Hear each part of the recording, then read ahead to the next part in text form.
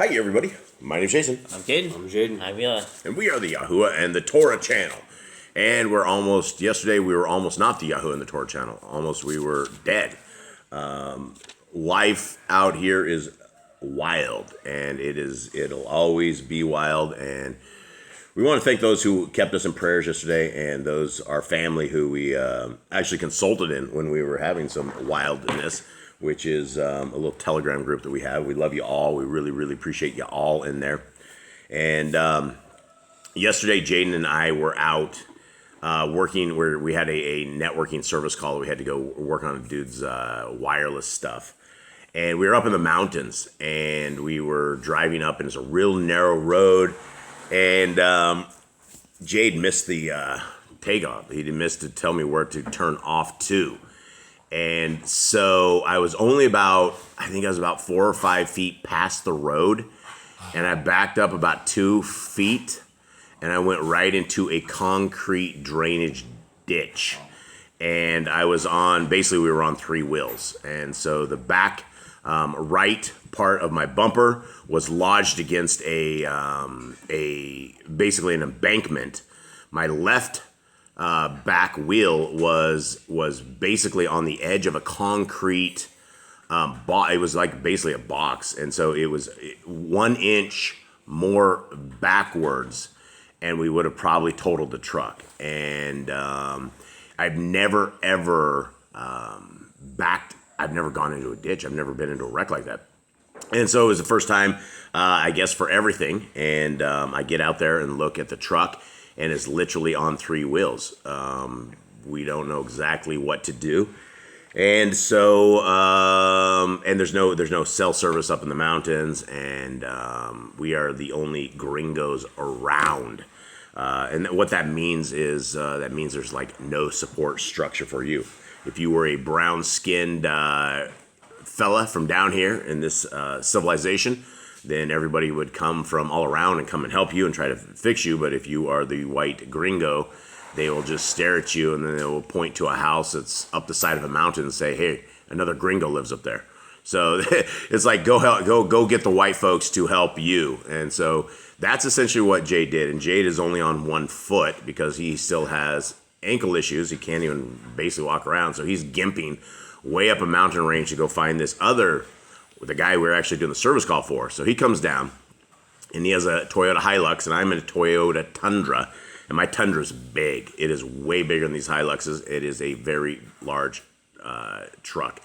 So we didn't know what to do, so we chained up to that thing, and we had basically 1 shot at getting out of this ditch. And that includes petrol. That includes the vertical pedal on the right and rodding that sucker.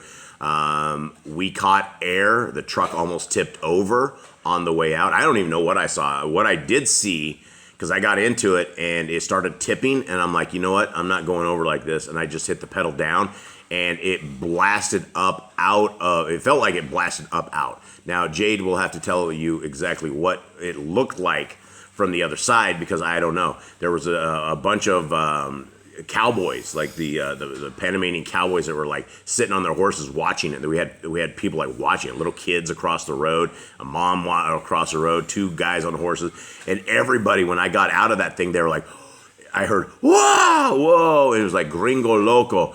Or Loco Gringo, and I couldn't remember exactly what happened. Jade, what did that look like popping up out of that cement thing? At one point, it looked like when he started pulling, the first pull didn't make it, so he had to try it again. And then when he started pulling, started reversing his truck, pull our truck out. Our truck was tipping to the right. Like I was about to flip over on the side. It was going down the hill, right? Yeah, it was like going towards the right. Yeah, and about that time, I was up basically in the air on 3 wheels. That's where I decided that I was going to pull the whistling diesel on it and crank that up. And all of a sudden, it landed back on its side, so it was good. Landed on its wheel. Yeah, for anybody who doesn't know who Whistling Diesel is, he's this young kid on YouTube with about 6 million subs, and he destroys every car that he ever gets into because he's always testing the cars out, like to where there's nothing left of the car. And so anyway, we flipped that sucker out of there. Now, it was crazy though. This is the miracle. The miracle is the way it went in, we should have totally toasted the oil pan or the gas.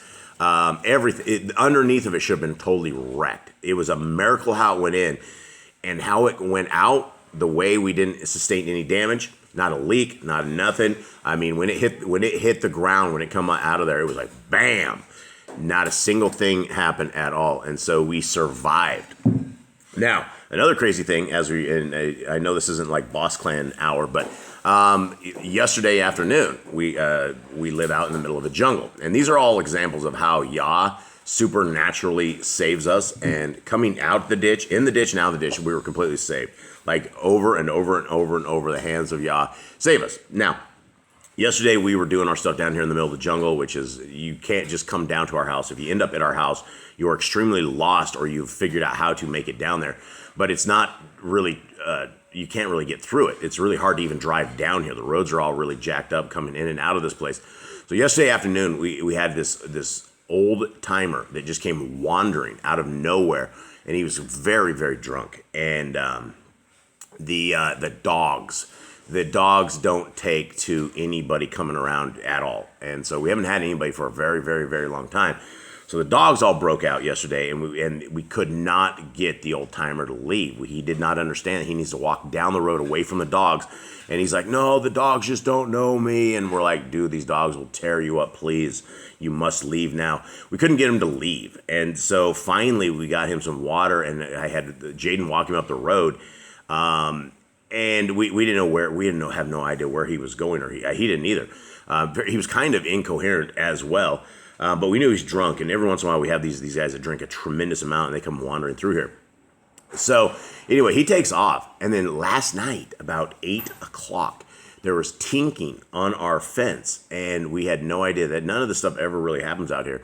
So we walk outside, and the old man is like, he's like slumped against our fence. Jade, what did he say, or who went out there? Kate, what did he say when you went out there? Tell us what the old timer said. First, everything was just incoherent. He couldn't even form a sentence really. Something about like his phone, and then he's talking about his yard, and then his wife, and his kids, and it was nothing was coherent. So I'm like, "Where is your family?" And he couldn't hear me unless it was like, he just wanted water. He bring me some water. I just want some water. He goes, "Can I come sleep here at his house?" Yeah. And I'm like, yeah, and I didn't know what to do. I mean, you can't. There's no way in the world we could ever bring anyone in the house, or you couldn't bring anyone in the yard. Not safely. I mean, you can bring them in there, but I don't know what would happen. And so we have an old Dodge Durango that was broken down out there without the seats in it. So we put him in there, and we got him blankets, we got him some chicken, we got him some water, and he's out there right now as we speak. So we're kind of giving it a little bit of time, watching the sun come up, because we can't let the dogs out, and we can't let the old timer out. And we don't even know if this guy's still alive in there. He was extremely drunk, and I know my Durango is going to smell very bad. And so we still have to get rid of the old timer. So anyway, that is the story of Boss Clan. That is our wild world here. Gentlemen, how you guys doing? Good. Guys, Yah's Scriptures is the only English translation that is completely awesome. It is very, very good translation. I'm going to keep plugging this. We found our new guy in India. We are working through this right now. We're getting timelines. So it's, again, we have to reprocess this, but we are back on track. If you want to purchase this, it is $64. Those who purchase it are in line. We will ship the first people to the ones that we have orders first. So if you still want to get in line, please do. If you would like the free download of it, the free download is right here as well. And we have a lot of people that are downloading the eSword version of it. And we have a lot of feedback on that as well. And so if you have eSword, this version, all this stuff is completely free, everything. And so your PDFs are free. This is free. And the Google app is coming along very nicely. And it will be done hopefully very, very soon. Now, guys, you can purchase small books on Amazon, and 100% of these proceeds go into the prisoners ministry, where we are attempting to print scriptures, get them into the prisoners. We have shipped a tremendous amount of scriptures already into our brothers and sisters in chains, and we have made a huge difference already. If you guys know brothers or sisters in prison that need a scriptures, please email us so we can get a hold of them, find out where they are at, and get them scriptures. And so we still have a tremendous amount of other scriptures, the Hallelujah scriptures, the big, nice, beautiful scriptures that we're printing out. We still have a bunch of those that brothers and sisters in the States are shipping to our brothers and sisters until we can get our scriptures up and running. So if you know anyone there, let us know. Gentlemen, you guys ready to rock? Jade, you can't give us a breakdown of what happened yesterday because you were not here. Cade, what happened? I can do it. Eli, do it. So yesterday, Shaul started his reign. He said he was years old and started his reign, and he said he's years old. Years old. I know. Yeah. But for anybody who didn't listen to yesterday's stuff, it begins and it says Shaul was ... years old, and they don't really have the right translation in the King James version. It's in parentheses, so they don't know. They think he's around 40 years old. So go on. Then he went toward the Pelishites. He destroyed one of their watch posts. Then he started a huge war, and he was supposed to wait for SHEMU'EL for 7 days, and SHEMU'EL never showed up, so he decided to make a burnt offering. And then SHEMU'EL shows up, and he asks him what he's done. He says that since he wasn't there, he was worried and was trying to appease Yahuwah. And then he basically got the reign taken from him from his next generations. Okay. All right. You guys ready to rock? Yep. Okay. And it came to be one day that Jonathan, son of Shaul, said to the young man who bore his armor, "Come, and let us go over to the outpost of the Pelishites, which is on the other side." But he did not inform his father. And Shaul remained at the outskirts of Gibeah, under a pomegranate tree at Migron. And the people who were with him were about 600 men. And Achiyahu, son of Achitub, and Ichabod's brother, son of Pinchas, son of Eli, the Kohen of Yahuwah in Shiloh, was wearing a shoulder garment. And the people did not know that Jonathan had gone. And between the passes by which Jonathan sought to go over to the outposts of the Pelishites, there was an edge of a rock on one side and an edge of a rock on the other side.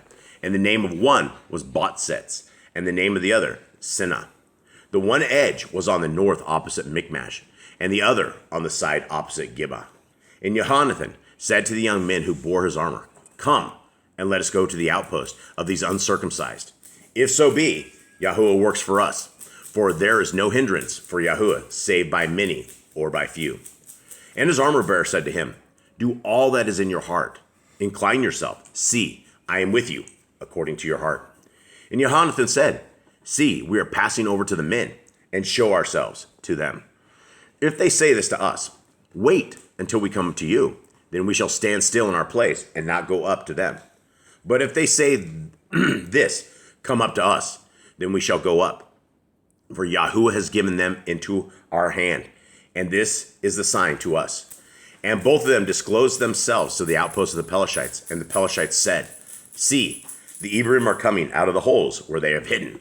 And the men of the outpost called to Jonathan and his armor bearer and said, "Come up to us, and let us teach you a lesson." Then Jonathan said to his armor bearer, "Come up after me, for Yahuwah has given them into the hand of Yisrael." And Jonathan climbed up on his hands and knees with his armor bearer after him, and they fell before Jonathan, and his armor bearer was putting them to death behind him. And that first slaughter which Jonathan and his armor bearer made was about 20 men in about a half a yoke furrowed field. I don't know what a yoke furrowed field is. Yeah, I don't know what that is either. But they did pretty good for that, just those two. Yeah, pretty good. And there was trembling in the camp in the field, and among all the people. The outposts and the raiders also trembled, and the ground shook, and it became a trembling of Elohim. And the watchmen of Shaul and Gibeah of Benjamin looked and saw the crowd melting away, and they went here and there. And Shaul said to the people who were with him, "Please inspect and see who has gone from us." So they inspected and saw that Jonathan and his armor bearer were missing. And Shaul said to Achiyahu, "Bring the ark of Elohim here," for the ark of Elohim was with the children of Israel on that day. And it came to be while Shaul talked to the Kohen that the noise which was in the camp of the Pelishites went on and became great. So Shaul said to the Kohen, "Withdraw your hand."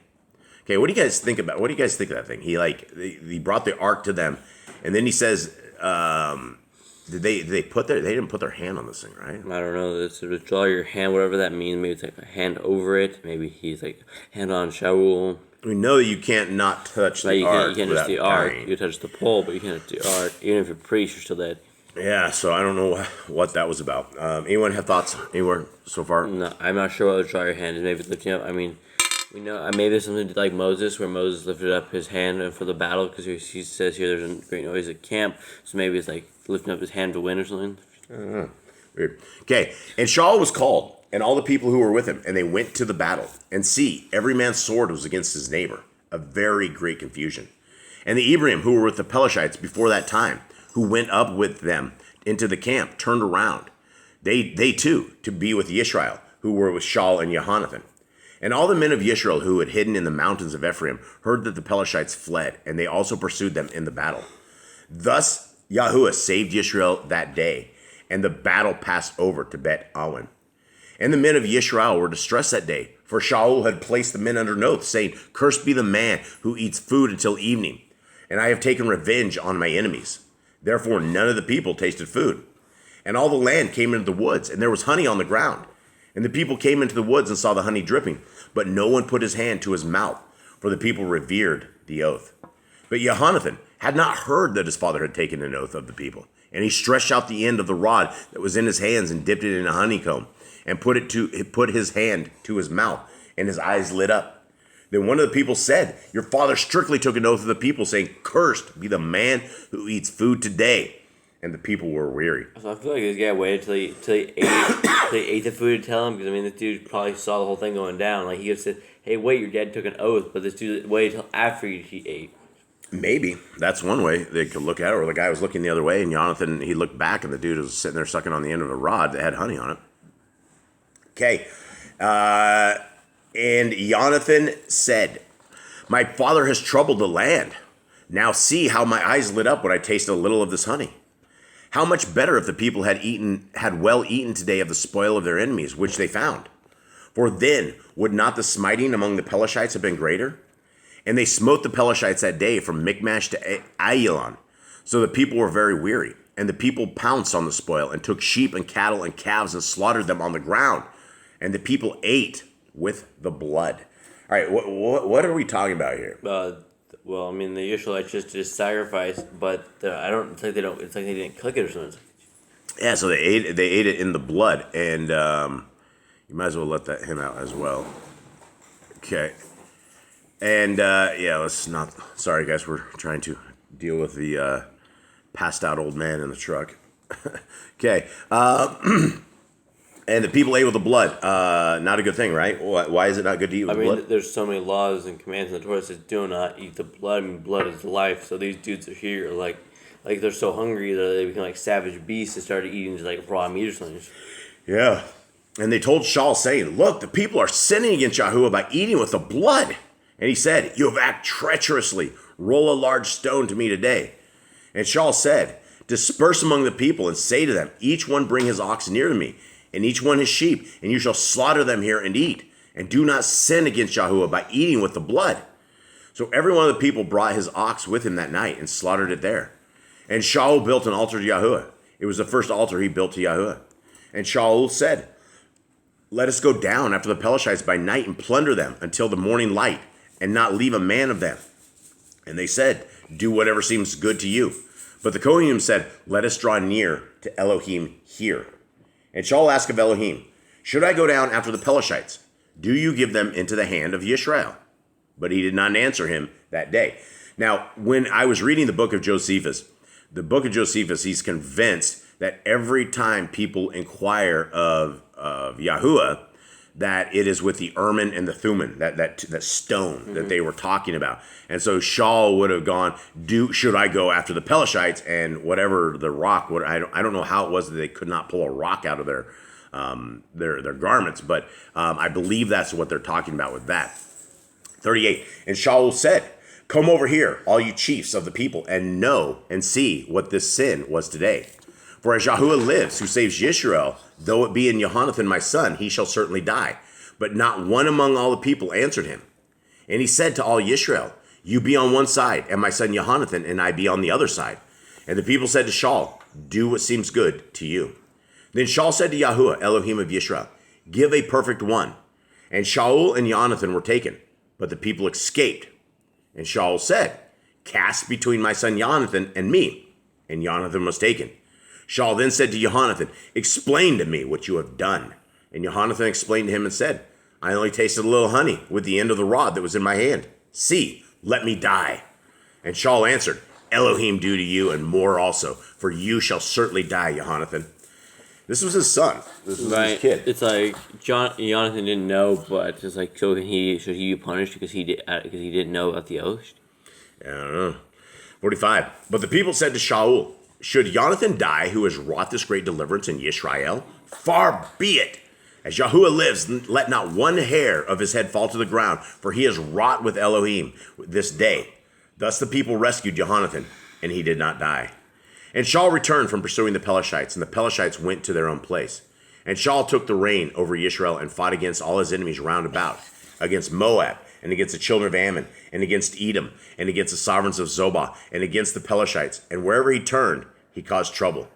And he gathered an army and smote the Amalekites, and delivered Yisrael from the hands of those who plundered them. And the sons of Shaul were Jonathan, and Yishwi, and Malchishi, and the names of his 2 daughters were these: the name of the firstborn, Merab, and the name of the younger, Michal. And the name of Shaul's wife was Akinam, the daughter of Achimatz. And the name of the commander of the army was Abner, son of Ner, uncle of Shaul. And Kish was the father of Shaul, and Ner, the father of Abner, was the son of Abiel. And there was fierce fighting against the Pelishites all the days of Shaul. And when Shaul saw any mighty man or brave man, he took him for himself. Okay, that was a lot of stuff there to put down. These are the good days of King Shaul. Yep. Probably the best of it. Yep. And so these are the days of the legend of Shaul. And as you guys can see, Shaul started off on the right side, which a lot of us do. And a lot of us end up on the wrong side, which is what Shaul did. And so we need to be very astute in keeping the laws, statutes, and commandments. We need to be Torah keepers. We need to be those people who are willing to be obedient to our Creator, because that is what He's requested for us to be saved. And so here we are. And guys, we hope that we didn't bore you guys to death. We have to go deal with some stuff right now. We appreciate you guys. We love y'all. We hope you have a wonderful day, and we're out. All right, shalom.